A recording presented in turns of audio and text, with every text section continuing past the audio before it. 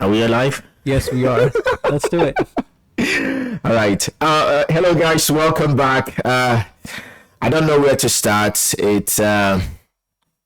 I feel so sad about the game Chelsea just played, but at the end we didn't lose. I had the desire that we would win. I had the feeling that we will win. I told you that we will win, but it didn't happen that way. But that's football.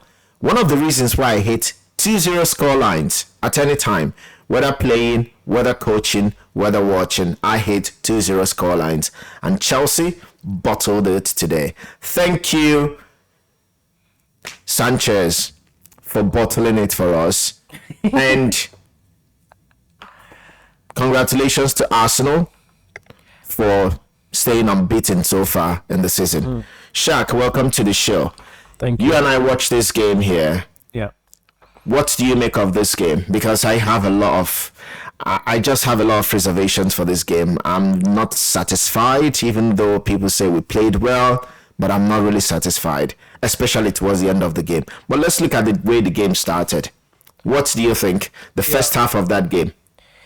The most important factor that needs to be talked about is the weather, and it changed a lot for both teams. But Chelsea did take advantage of the weather, and they didn't panic, or their first touches weren't that poor. Although Chelsea did not have lots of possession from the start. Yeah. But Arsenal did not play good at all, and I think even if you talk about the first half, Arsenal was lucky. They didn't concede as many goals as I could have imagined, because the Chelsea had a chance in the first third minute, fourth minute, and all I could say is that Arsenal is lucky, and even in the first half, and then Chelsea could have been 4-0, 4-5-0. Chelsea did not take advantage of the scoring chances in the first half. Yeah. Arsenal was struggling. Arsenal did not know what's going on with them. I couldn't see Jesus getting the ball. Saka, the way they played, Ben White, there was no connection. There was no link up. Nothing. Yeah. There was no. They were just trying to figure out what to do. Yes. And that's what the first half was. You know, the thing is that Chelsea, the Chelsea team, they were out to win this game. The way they started the game, they were set up properly. Everyone understood what they were to do in the first half of the game, and they took the game to Arsenal. They did not have the best of position when it comes to the percentage of possession that Chelsea had, but Chelsea were the more effective team. Chelsea were more they had the cutting edge. We didn't have proper strikers on the field, as the game, to start the game, but all the players we had on the field, they were confident on the ball. Yes. They were able to take the ball to take the game to Arsenal. They put a lot of pressure in the defense. And that was how we were able to get the first goal, which many people were arguing if it's handball or not. What do you think about that handball thing? Based on rules, sure, it's a handball, but it was a decision made by the ref, and it's very subjective. Another ref would have said that it's not a natural. It is a natural position. And yes. Could have he still had to go to VAR to clarify that. Yeah. At some points, we thought that the game had moved on, right? Because they had to continue playing, and then maybe almost a minute after, he had to go to VAR. And so they I'm didn't check until the ball went out of play. Yeah. What do you think could have happened if, while they were checking, Arsenal scored? then I don't know what the rule is. Because I'm still waiting for this to happen, right? Yeah. That they are checking and the game is going on, and they've not told the ref to stop the game, and then the opposite team that maybe the game would have gone against, if they had checked. That hasn't happened. It has never happened. I think in that situation they would have given a goal and then a penalty. Like that what I think. That's what I That think. will be so bizarre for it. I mean, it would be a weird situation. Yeah. Because the two sides would be. I mean, it would be a lot of mixed emotions between both sides. But anyway, coming back to the game in first half, Chelsea were outstanding. They defended well, solidly in the defense. They matched Arsenal's energy. Stamford Bridge was buzzing. Yes. And then we got the goal, and then. After the goal, even after the goal, there were a few good chances. Yes, like we continued. One was a good chance. Yes, we continued playing. Yes. Second half, because my thought was, okay, let's finish the first half and then take the game to second half and see what happens. And still, we came out on top in the second half. And that was when Modric Chelsea scored was on the upper hand. I think 75% of the game. Yeah, I think so too. When I was watching the game with you, I thought it's going to be really, really hard the way Arsenal has played so far. Yeah. I think the goal Arsenal scored was at 78th minute. They scored in the 78th minute. Which is very late in the game. And, that's really hot to me up to this point. Although it was a giveaway, but before the 78th minute, I didn't see anything like dangerous made up by Arsenal. Yeah, Arsenal did not create any play. There was one stat they showed in the first half is the touches in the opposition box. Yes. Chelsea had, I think, 10 or 13, I remember, and Arsenal had only like 2. And so that's how that tells you that Chelsea was confident enough. Yes. And I did mention to you before that this is starting to be a different Chelsea. Yes. They're playing more in the opposition box. Chelsea used to like go on the sides and bring it back. Yeah. This game was not boring. Yeah, it was a very good game. It was a very good game. Counterattacks were good by Chelsea. Yes, I think it was a productive game in terms of counterattacks, in terms of getting something from the other side of the field against Arsenal. Arsenal were not able to create any clear chance from scoring in the first half. But let's look at the second half. Chelsea came into the second half and they were still on top because right after the second half started, they scored in the 48th minute. 48th minute, yeah. Of the second half, and my theme here is this, as the game went on. I started having some weird feeling inside of me. Did you? Yeah, because the game, we were controlling the game. Yeah. Right? We were controlling the game, and then out of the blue, out of nowhere, Sanchez decided to give a gift to Arsenal. Yeah, I don't understand what happened here. It was not even, we were not even under pressure. There was no pressure. No. What on earth is wrong with these goalkeepers that we have seen? Arsenal's goalkeeper made the same error and was not punished. He made the same error. The same error, he was not punished. Cole Palmer couldn't punish him. Yes. Yeah. And I mean, I'm not really happy the way the game ended. I mean, congrats to you guys. You got a point. You're still unbeaten. I'm actually still surprised Chelsea didn't lose the way they were playing the last 10 minutes. The last 20 minutes. They were shaking. The last 20 minutes, I think maybe Arsenal had given up because, again, Arsenal did not... there's a way that you score the first goal and then you push, get a second goal. No. You try to push to get a third goal. Yeah. I didn't see Arsenal with that mentality coming so hard to Chelsea to try to get a third goal, even though they were trying to. But they were also scared that maybe we'll go on a counter-attack because we have Jackson who came in still fresh, and then the other Madueke as well was fresh. But for me, honestly, I think that we should not have substituted Modric. I don't think that Madueke... For me, I don't see any end product in his play. He's not too direct. He goes that way instead of diagonal towards goal. That's how I see his movement. Yeah. I don't see him driving to a defender and trying to take the defender on. Instead, he would like to run a straight channel instead of going diagonal towards goal, running straight channel and then maybe cutting back and all of that. I don't really like his flair, his style of play. Of that's personal. I'm not saying that he's a bad player, but there was no You're impact. talking about Jackson, right? No, I'm talking about Madueke when he came in for Mudryk. Yeah, you mentioned because during the Mudryk game, should have, for me, should have finished that game. It's not as if he was tired. You know, he should have finished the game. For me, if Cole Palmer could finish the game, I don't know why Mudryk couldn't have finished the game. And that would also keep Arsenal on the alert because he was quick. He is quick. He's direct, and he could get something which he already got. The cross or the goal he scored. It was magnificent. He just read the keeper off his line and put it behind him. Yeah. Now, looking at the substitution that Chelsea had, they were not productive at all. I don't see any of the substitutions. Only 2 subs. Yeah. No, was it 2 subs or more subs? No, they were like. Yeah, I mean there were 4.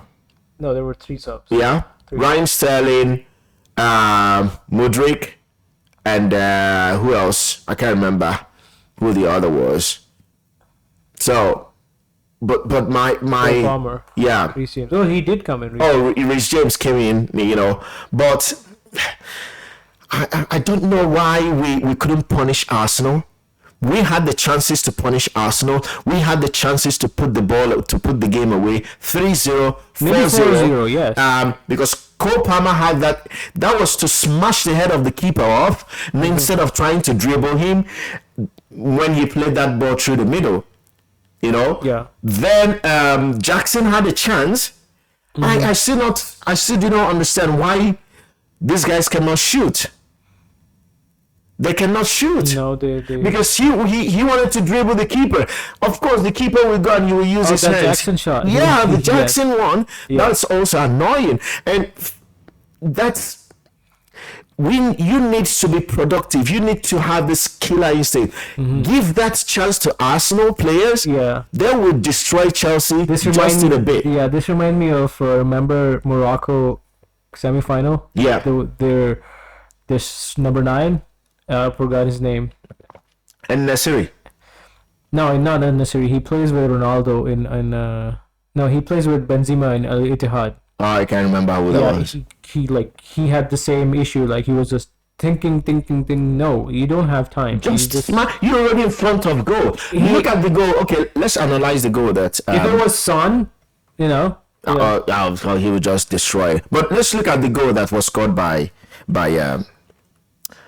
Declan Rice, right? Yeah. Declan Rice, he only had one touch of the ball. One touch of the ball, and it was a goal. And one touch of the ball. Same goes for Trossard. Yes, it didn't take long. Again, look at the goals we conceded. The defense they were going to sleep, and finished.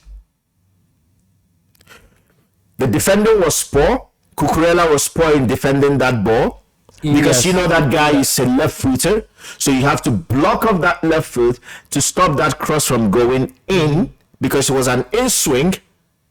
And then what did he do? He didn't. The next player did not close on that space to avoid the cross, and the player that was Malo Gusto was not well positioned to see who was behind him. And I think it was also the job of the goalkeeper to tell him someone is behind you, because the goalkeeper sees that. Just look at how that goal happened. First touch, he got it. Havertz gave it to him. See how he started opening up. He started opening up for him to go to the right channel. But this guy is a left footer. What do? You block the left foot because he can call that ball into the net. Yeah. And that was what he just did. Okay, play it again. Good. He didn't go close. Noni Madueke went, did not even close the space, gave him like 2 yards for him to put the cross in. What happened? Look at where this guy was. Where's he called? Gusto was. So he did check he did check his. But his body position, look, okay, he That's saw. where he checked. He said he once, right? Yeah. He saw he was coming. He saw he was positioning his throw, so he moved late. But he couldn't match his run. Yes, that's what because he thought. But do you think that as that ball traveling, that the goalkeeper could have gone? Could have come out and Gusto didn't even. If he was close to Trossard and did a bit of a nudge, then it would have been really hard for him to finish. But nothing. That was a very I think the weak mistake goal. started to happen even before. Like Before. why did Saka was able to Cross the ball. Yeah. It was from there. And if you don't You know, like look, there are 3 players. Not even like in this. in that zone, right? He was covered by 3 players. In that zone. Kukurea, Just look. number 11, 25. Yes. Nobody could stop. That was Caicedo. That was Noni Madueke, who has no clue. That's why I said Mudryk did a better job, because Mudryk helped Cucurella a lot in the defensive. Yes. He helped him a lot, and that is what I think that this guy wasn't able to do to help Cucurella there. I had a feeling of a Kukurea might give away. They should have played Anyway, Chilwell. we're talking about Chilwell is way out injured, so he's not even coming back today, tomorrow. But my concern here is why when you get chances, you don't finish it. It's gonna come back to haunt you. It's gonna come back, and that's what happened.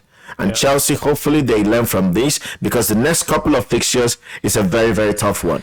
We play Brentford, we play Tottenham, Man City, all in November, or between now and November 12th, we'll be having crucial games. But anyway, it's better than not losing, yes. But I think we gave the ball away. That, Arsenal could have won easily. Yeah, honestly. Let's talk about Man City for a bit. You know, when I came, I told you that I think Man City has reached. Like they've completed a cycle, and they are not really. It's like they've reached a breaking point, and they are not able to be. You know, that Man City we saw last season, they were tearing people apart just right at just the first 2-3 months of the season starting, and they have not been that. Is it that they're still carrying on the weight of last season's success? Is it the weight, or is more about like they don't the care? weight of the success last season. Is it the That's weight, what or they don't care anymore? It's not. How can you not care? Because you won all. I mean, what do you mean? You won all? Man United won all in 1999, and did they win the next? And they still went on to win 13. How many? The Premier League started in 92. They won it in that season. Then Blackburn won it in 95. I think so. So 90. Let's say in total, Man United has won 13 Premier League titles. Okay? But even in the 2000s, 2010s and forward until 2013, which Sir Alex Ferguson retired with a Premier League title. So can you tell me, do we mean that Man United stopped winning after winning the treble in 99? They still won the Champions League in 2008, got to a couple of other finals in the Champions League, losing to Barcelona. And does that, no, I don't, just that, I just think something is off with Manchester City. I know that De Bruyne is not playing, but again, they almost collapsed today against. I don't know, maybe Pep is about to leave. Who knows? Maybe he's come to that full cycle. Did you hear that comment that he said that? I don't know if it was a question, but he mentioned that De Zerbi is the one who might replace him, like if ever that happens. But that's what I'm saying. If these kind of comments are being passed around, he might be ready to leave. Maybe he's had enough, or maybe, he's accomplished everything in England. Yes. 5 Premier League titles for him. Champions League too. Champions League. Won all the local domestic cups. So, but I don't think Man City were outstanding. Like the players want to win. That's for sure. I mean, I can see how they celebrated at the end of the game. They wanted to win the game. Yeah, they did. But if you look at the way Brighton finished the game, I know sometimes you just have to sit back and absorb pressure, because they were already playing with one man down, right? With Akanji getting the red card, courtesy of the second yellow, right? Yeah. But I think I predicted 2-2. It could have been 2-2. Yeah. It could have been 2-1. Brighton could have won because they gave away the second goal. The Haaland goal, there was a mistake. Yeah. And the first goal was penalty? No, that was a good goal. Yeah. Alvarez. Yeah. Yes, it was a good goal. It was a good build-up play. But what we're talking about is Haaland. City is used to score a lot of goals last season. They're not. They're struggling this season. Same with Arsenal. Same with Arsenal. And the only team that are scoring more goals is maybe Newcastle. Newcastle are scoring goals. Newcastle are scoring goals. Yeah. Because I remember they destroyed Everton. 6-0? Yeah. Where was that game? 6-1? I think it was against Everton. 6-1, right? Yeah. Yeah. So they're the one who has scored many, many, many goals. But anyway, they're still down the table down there. Anyway, let's look at the next game here that started the weekend's hostilities. Liverpool, the Merseyside derby. Liverpool beating Everton 2-0. Do you think a red card, not getting a red card, could have changed? I think it could have changed because, of course, it was too early in the game. For Everton? Yeah. Of course, there would have been a difference. Because Liverpool couldn't score until what? Yes. 70th minute. Yes, they couldn't. Yeah, they couldn't. Yeah, I think it's made a difference. Yeah. Again, there's a difference between a team that gets a red card and then the other team that steps up their work rate to even beat the 10 men, because the 10 men will step up their work rate to be able to balance out the 11 against the other team. But what I think Liverpool did was to step up their level of play so that Everton will not match it, because it's not always common for the team that has a red card to... Did you watch the game? I watched the game. Did Everton have any good chances? They didn't. They were not able to create. So. They had they could have scored first. Before the red card. Okay. Because once the game started, there was a cross that was made, that was put in from the left side, and Calvin-Lewin rose highest against above everyone, but he went straight to Alisson, right, and then he saved it. However, I think if he had scored, it could have been a different ball game. Yeah, but he did not score, and Liverpool controlled the game a lot. Liverpool had the upper hand in the game, took a lot of long-range shots because Everton were also trying to defend deep. But at the end of the day, that's cross, put the hand out, handball, penalty, opened it. And then finally... I think Everton might have tried to score a goal. That's why they the counter-attack that came from Liverpool. They were attacking against Liverpool, and once you do that and leave space for players like Mo Salah still in front, not even in deep defending or helping in defending, and then Darwin Nunez, those guys are very dangerous in the counter-attack, and that's what happened. And Everton lost it there, and that has put them also in a very precarious situation on the table. And I don't know how they will survive this season, but I think they were not too awful against Liverpool, because it's a Liverpool. I think it's because other than that, I think it's. But the question is Sean Dyche very close to getting fired? I think so. They might still give him a chance. They might still give him a chance because they've seen that. Has he coached them before? No, they might give him a chance because I think he started last season, towards the end of last season after Lampard left. Yes. So they have to give him a chance because they may know he saved them. That's why. Yeah, peradventure, maybe the reason. I mean, Lampard helped them get points, right? Yeah. But the thing is that he has to start winning games for them to be able to stay up. Yeah. Again, if they are building a new stadium, I don't think they will want to play in that new stadium as a championship team. Yes. But you never know. Yeah. So, but anyway, I didn't watch Wolves game, but I'm actually amazed that Wolves were 1-0 down. Yeah, but Bournemouth got a red card. Oh, they got a red card. They got a red card that opened up the floodgates, and I mean not the floodgates, but again, it has a mentals. Was it in the first half? No, I think it was the second half. Yeah, the red card. Yeah, because Bournemouth scored first, right? Yeah. So again, when you have a red card, there's a mental edge the opposition has against you. Yeah, for sure. So they either step up and everything. Yeah, they either step up the game, and they try to dominate, which happens there. But anyway, For the rest of the games, Bournemouth won 1-2. Brentford beat Burnley, which I Burnley's going expected. down. Yeah. I'm still yet to say that because there's not a lot happening below the table. If you look at the table, there's not a lot happening. Look at the differences there. Nottingham Forest is 10 Did points. Burnley win a game? Yeah, once. they beat Luton Town one game, That's but they are conceding lots of goals. Them and Sheffield United, they are conceding It's lots only of. 2 Even points. Luton Town, look at Luton Town, they are not conceding a lot, -9. Yeah. But Burnley, Bournemouth, and Sheffield are already in double digits in the minus goal difference. This will, and dangerous, Luton yeah. Town is above relegation, even though they lost today. No, they drew 2-2. They drew. They drew. I think they played differently too. And Luton Town has also won one game. They beat Everton. Funny, but anyway, Everton is above the drop zone. They have 7 points, Yeah. so it's not yet defined, because if you look at the top, even from Chelsea has 13 points. So for me, that's not a lot.